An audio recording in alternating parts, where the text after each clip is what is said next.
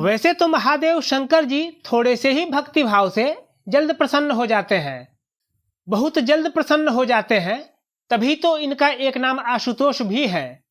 फिर भी शिव पुराण में विस्तार से बताया गया है कि किस तरह की कामना की पूर्ति के लिए भगवान शिव को क्या अर्पित करना चाहिए। माने महादेव जी को कौन सा फूल चढ़ाने से, कौन सा अन्न चढ़ाने से और किस चीज की धारा अर्पित करने से किस तरह की मनोकामना पूरी होती है। इन्हें एक एक करके देखते हैं। और ये सब कहां से लिया गया है? शिव पुराण के रुद्र संहिता के सृष्टि खंड से।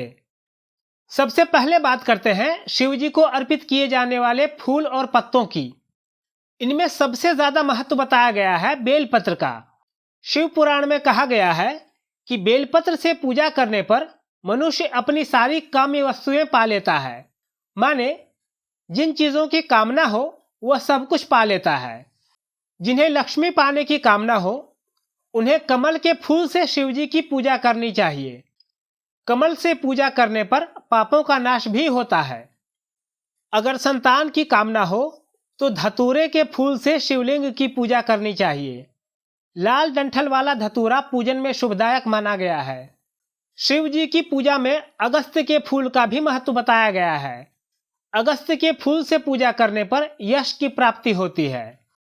तुलसी दल से शिव की पूजा करने पर भोग और मोक्ष दोनों सुलभ होते हैं, ऐसा शिव पुराण में बताया गया है। लाल या सफेद आंख और श्वेत कमल, इनसे पूजा का विशेष महत्व है।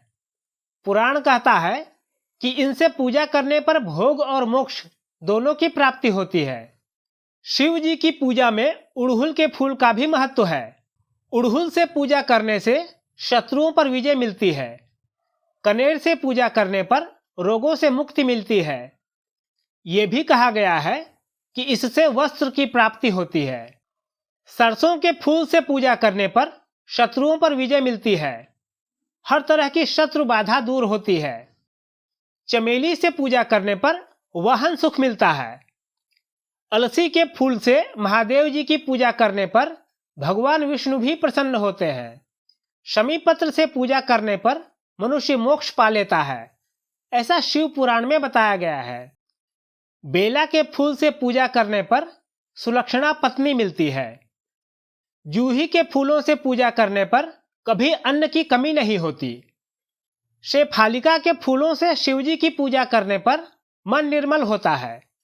इस फूल को सिंधुआर या निर्गुंडी भी कहते हैं। हरसिंगार के फूल से पूजा करने पर सुख संपत्ति में वृद्धि होती है। पुराण में ऐसा कहा गया है कि ये सारे फूल अगर एक एक लाख की संख्या में शिव पर चढ़ाए जाएं तो महादेव जी प्रचुर फल देते हैं।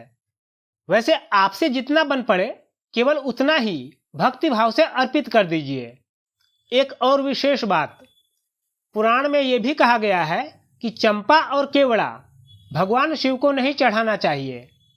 अब बात करते हैं अन्न की। भगवान शिव को कौन कौन से अन्न चढ़ाने का क्या फल बताया गया है। महादेव जी पर पूरे भक्ति भाव से अक्षत चढ़ाने से लक्ष्मी बढ़ती है। शिव पुराण में बताया गया है कि सुंदर वस्त्र चढ़ाकर उस पर अक्षत रखकर समर्पित करना उत्तम है। शिव जी की पूजा में जौ का भी खास महत्व है। जौ से पूजा करने पर सुख में वृद्धि होती है। गेहूं के बने पकवान से शिव जी की पूजा उत्तम मानी गई है। इससे संतान की वृद्धि होती है। मूंग से पूजा करने पर सुख में वृद्धि होती है। शिव पुराण में कहा गया है कि अरहर के पत्तों से श्रृंगार करके शिव जी की पूजा करने पर हर तरह के सुख में वृद्धि होती है। शिव जी की पूजा में तिलों से आहुति देने पर बड़े बड़े पापों का नाश हो जाता है। ये भी कहा गया है कि गंध पुष्प आदि के साथ एक श्रीफल चढ़ाकर धूप निवेदित की जाए तो पूजा का पूरा फल मिलता है। अब देखते हैं कि महादेव जी पर कौन कौन सी धाराएं अर्पित करने पर क्या फल मिलता है। महादेव जी को सबसे प्रिय है जल। सुख और संतान की वृद्धि के लिए जल धारा से पूजन करना उत्तम बताया गया है। और गंगा जल की तो बात ही अलग है। गंगा जल की धारा से पूजा करने पर भोग और मोक्ष दोनों फल प्राप्त होते हैं। महादेव जी पर घी की धारा चढ़ाने से वंश का विस्तार होता है। पुराण में बताया गया है कि इससे नपुंसकता का नाश होता है। उत्तम बुद्धि पाने के लिए शिव जी पर मीठे दूध की धारा अर्पित करनी चाहिए।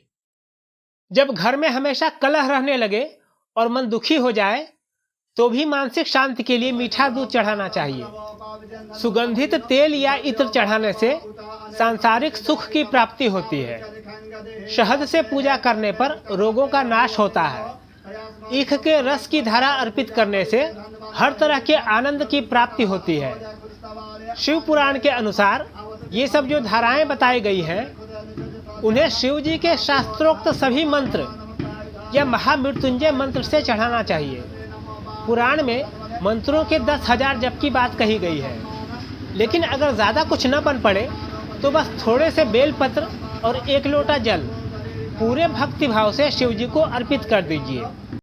महादेव शंकर जी सब पर कृपालु हों, हमारी ओर से यही शुभकामना है।